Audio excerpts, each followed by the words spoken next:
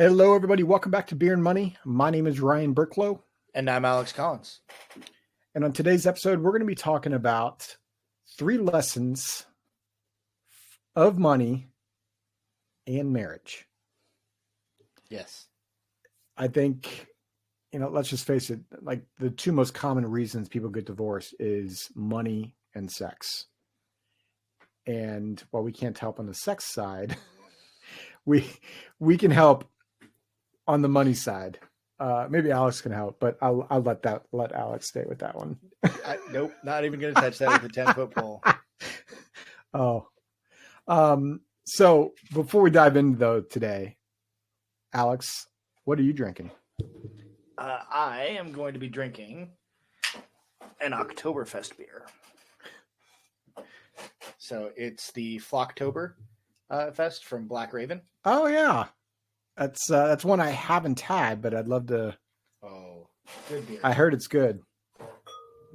What's funny about that one is you went Oktoberfest. I also went Oktoberfest, but I went like Sam Adams Oktoberfest, which is just, I don't know, it's a classic one for me for whatever reason.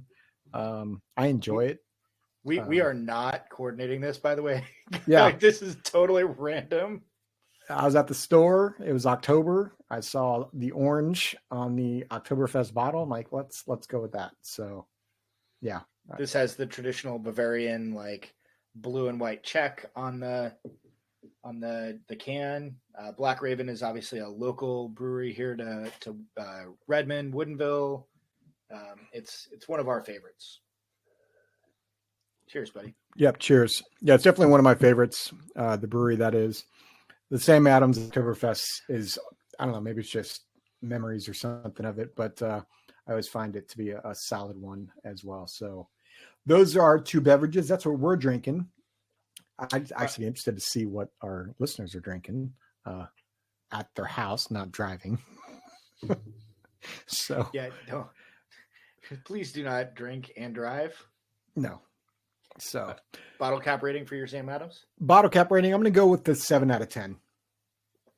I really like this Oktoberfest. I'm giving this a 9. Solid. Yeah. I would give it a 9, given Black Trickster, and they make pretty solid beer there. They do.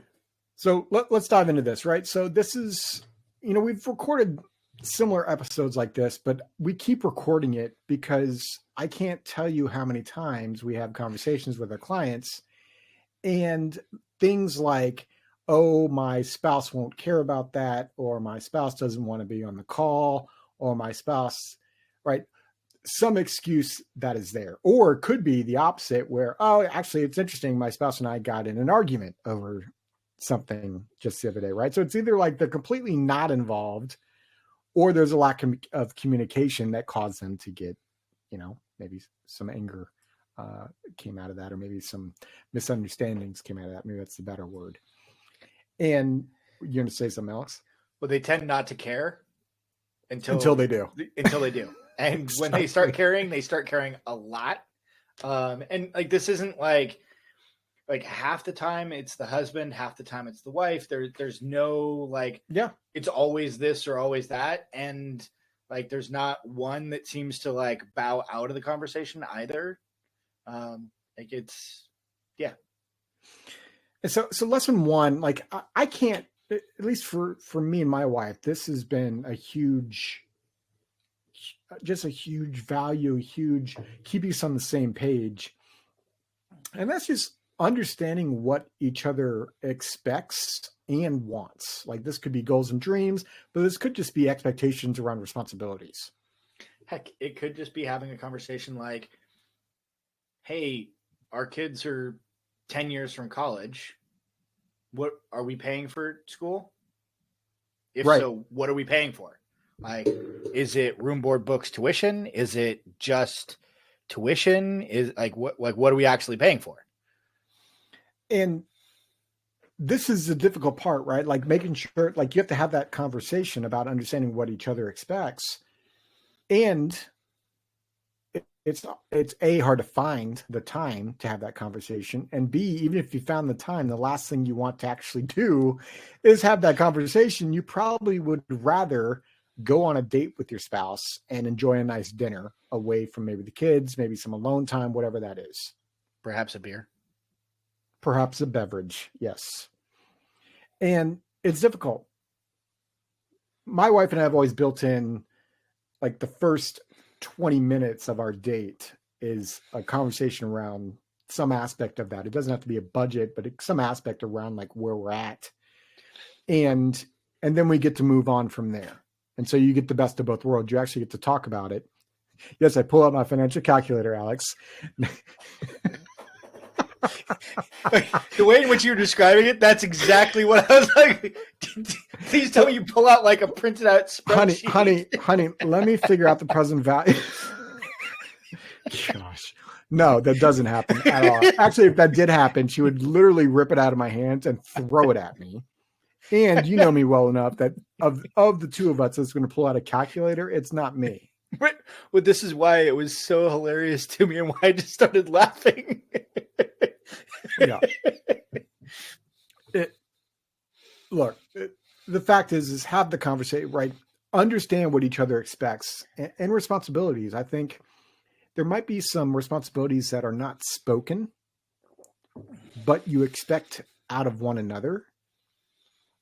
And the issue is you might expect something from your spouse that they actually don't fully understand. Well, and that right there is what causes the most amount of fights is unclear, unconfirmed expectations. When one of you has one set of expectations and the other one has another set of expectations, it is only a matter of time before problems occur. So that's lesson number one. I'm going to kind of dive into lesson number two, and then I'm going to give like something to at least something that my wife and I do. And please don't take it as like my wife and I have this down like 100% of the time. It's an example, and at least my clients that have followed it, they also have enjoyed the example. But lesson number two, which kind of dovetails from number one, is you should be talking about money more than you think. Yeah. I think a lot of couples, they hear advisors or whoever they're talking to or listening to, and the person says you should communicate with your spouse and talk to your spouse about money. And they might hear that as, well, let's talk about it one time a year. And by the way, that's like a 15-minute conversation. Yeah, please don't do that. Like, I think the conversation needs to be at least once a month and at worst once a quarter. And more often is probably not going to hurt. Because here's what's interesting about it. Just like anything else, right? Like just like when you start an exercise routine, it sucks at first. It's awkward. You're flailing. Yeah, it sucks. But the more you do it, the easier it gets. Well, and the closer the expectations wind up being to reality, the easier it becomes to change and modify those expectations. The easier the entire conversation becomes easier. And so what my wife and I do is, we go on a morning walk every morning. And in that morning walk is not every morning is talking about money, by the way, but that morning walk does, obviously we're getting our exercise in, but we have conversations that we wouldn't otherwise have because they just pop up. Right. Like the other day, I'm reading this new book called The Scarcity. It's by Michael Easter, Scarcity Loop by Michael Easter. It just came out. He wrote The Comfort Crisis. If you haven't read Comfort Crisis, definitely check it out. I really enjoyed it. But his second book, Scarcity Loop, and he went into a bunch of details around his stay at a monastery. Mm-hmm. And he talks into happiness and all this other kind of stuff. And I'm not Mr. like 60s type person, like happy go lucky. Let's talk. Like, I'm not that type of person. But what was interesting is the way that he was speaking into like happiness is a moving target. Yeah. Like that line, for whatever reason, hit me hard because we get happy. Like, I love our Hawaiian vacation. It makes me happy. But literally we come back and we get back into the swing of things. And not that I'm not happy with my family and anything else like that, but I think there are many times that we're constantly looking forward to something to make us happier. Mm-hmm. And that can lead down to nasty stuff sometimes. Like who knows where that road leads if you don't understand like who you are and what you believe in your soul. Like that's a whole different conversation. And anyways, this is not about happiness. This is about random conversations that occur with that walk of my wife. And one walk we do designate in our deal per week is a quick money talk. And for us, it's always on a Friday. Yeah, I now have the song Mr. Brightside stuck in my head. Yeah, thanks. You're welcome. And if you have young kids, bring the younger kids with you, push them in your stroller. Right? Maybe it's at night, maybe the kids are in bed, and maybe every other Thursday night or once a month, 15, 20 minutes, open up a bottle of wine, or obviously crack open a beer and have that conversation. And the more consistent you can make it, the easier the conversation gets. You can actually get through it rather quickly because you'd be surprised how you're on the same page. Well, and the more often that it occurs, the less there is to talk about, the less surprises there are. Exactly. I managed to get myself in hot water with my wife the other day. There's a host of different issues that popped up this year, but we just finished our taxes. And one of the things I'd asked our CPA was, okay, cool. What, do we owe anything? We wound up with a little bit of a refund because we paid our taxes in full and then some, apparently, back in April. And so he applied the rest of the refund to this year's quarterlies. And with the change in interest rates and things of that nature, we're paying our quarterlies this year, whereas in the past we haven't necessarily paid our quarterlies because the fees and penalties just didn't make any sense for us to do that. Now they do. And so when I was telling Heather, my wife, oh yeah, so we've got a fairly sizable bill, she was not expecting it. Yep. And I also apparently did not do a good job of explaining what I meant by that. And so there were it was what I expected to be a 5-minute conversation that turned into a 25-minute conversation because I didn't articulate something properly and she heard something different as well. So we then had to fix and clarify those issues and talk about oh, hey, how are we going to do this going forward? And what are we going to do to make sure that we do things differently going forward, and how and why, and all of those different components. It's all relatively minor issues. And I'm pretty sure I caused her a bunch of stress that day.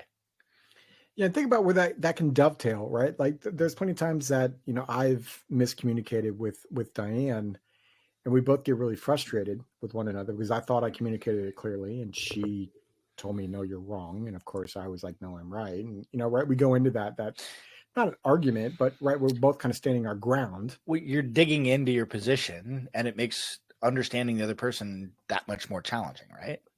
Exactly. And then we take our frustrations out on the kids, not even on purpose, right? We get to dinner and we're not our normal, dinnery selves, if you will. Right, we always our dinners are very similar almost every night, where we're talking about the kids' day, we're talking about how our day was, and it's normally a funner, if that's a word, conversation. But that changes, and the kids can feel it. Right away, Nathan goes, "Did something happen today?"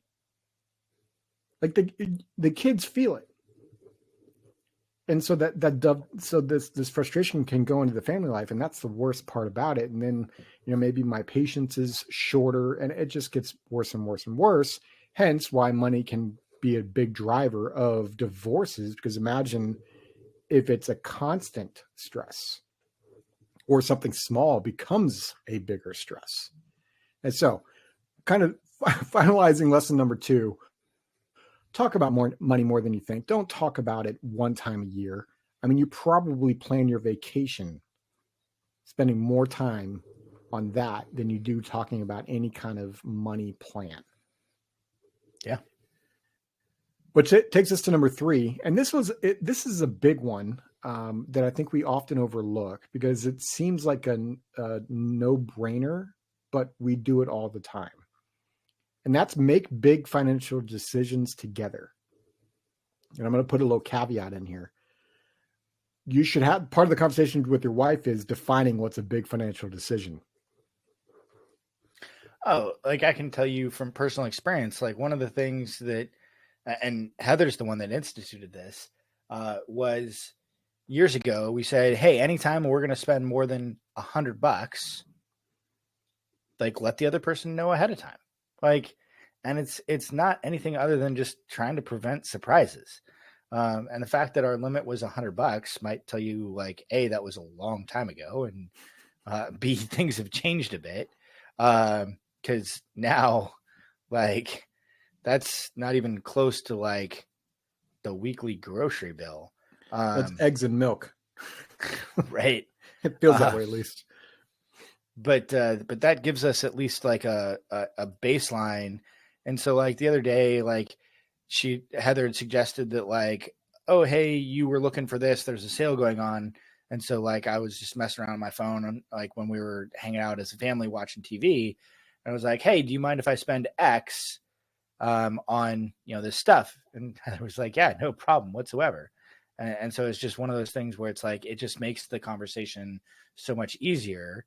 Because like, had I not said anything and it showed up as a surprise, like 5 days later or whatever, like, I don't know that I would have gotten an earful. It probably would have been like, hey, why didn't you let me know?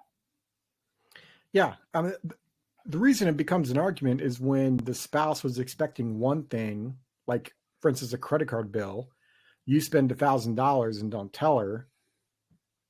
And then the credit card bill is $1,000 more. And she's like, if she's anything like my wife, she's going to go dive into the credit card and make sure the credit card didn't mess up. And then she sees $1,000 charge, and then she goes to you, or in this case, she goes to me, not your wife. My wife goes to me, and then asks, like, "Hey, did you spend $1,000 at the baseball card shop?" And of course, I then have to go, maybe. And then she's like, on baseball, right? Like, and it's not about the 1,000. It's about the shock, the where did this come from, right? And right. So those are the small things that add up. Like if that happens every other month, she's gonna get pissy, and rightfully so. By the way, right. This isn't like me playing like the husband card of the nagging wife. That's not at all what I'm saying.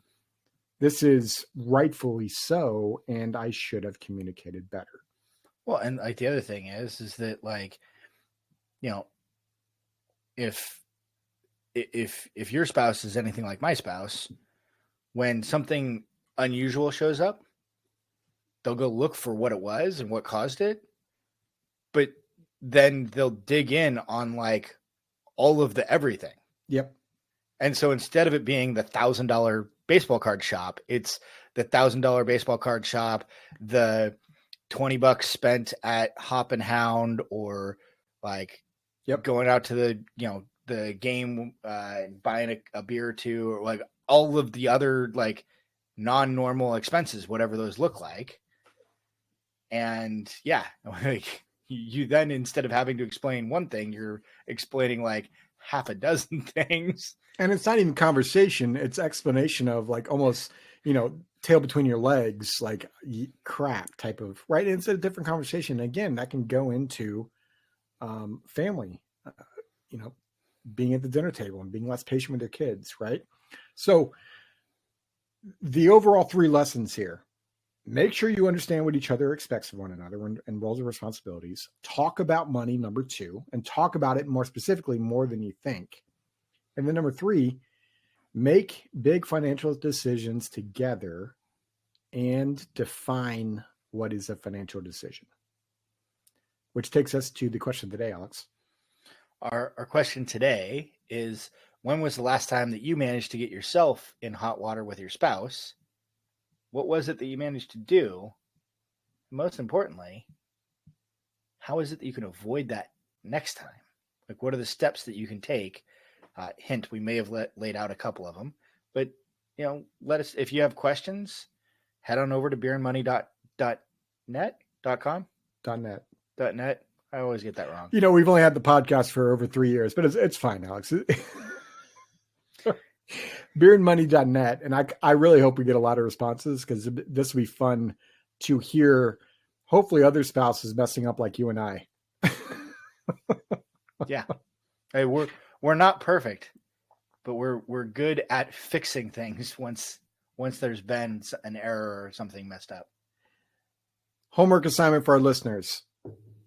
Maybe if you got something out of this, maybe have your spouse also listen to this one specific episode. We hope this episode is valuable for you. And as always, Mr. Collins. Cheers. This podcast is for informational purposes only and is not to be construed as tax, legal, or investment advice. Although the information has been gathered from sources believed to be reliable, please note that individual situations can vary. Therefore, the information should be relied upon only when coordinated with individual professional advice. Guest speakers and their firms are not affiliated with or endorsed by Park Avenue Securities, Guardian, or Quantified Financial Partners, and opinions stated are their own. Guardian, its subsidiaries, agents, and employees do not provide tax, legal, or accounting advice. Consult your tax, legal, or accounting professional regarding your individual situation. All investments and investment strategies contain risk and may lose value. This material is intended for general public use. By providing this content, Park Avenue Securities, LLC is not undertaking to provide investment advice or a recommendation for any specific individual or situation, or to otherwise act in a fiduciary capacity. Please contact a financial representative for guidance and information that is specific to your individual situation. Ryan and Alex are registered representatives and financial advisors of Park Avenue Securities, LLC. OSJ 200 Market Street, Suite 1850, Portland, Oregon 97201. Phone number 503-221-1226. Securities products and advisory services offered through Park Avenue Securities, member FINRA, SIPC. Financial representatives of the Guardian Life Insurance Company of America, Guardian, New York, New York. Park Avenue Securities is a wholly owned subsidiary of Guardian. Quantified Financial Partners is not an affiliate or subsidiary of Park Avenue Securities or Guardian. Ryan Burklow, CA Insurance License Number 0K24924. Alexander Collins, CA Insurance License Number 0H24806. PIN point number 2023-163395. Expiration October 2025.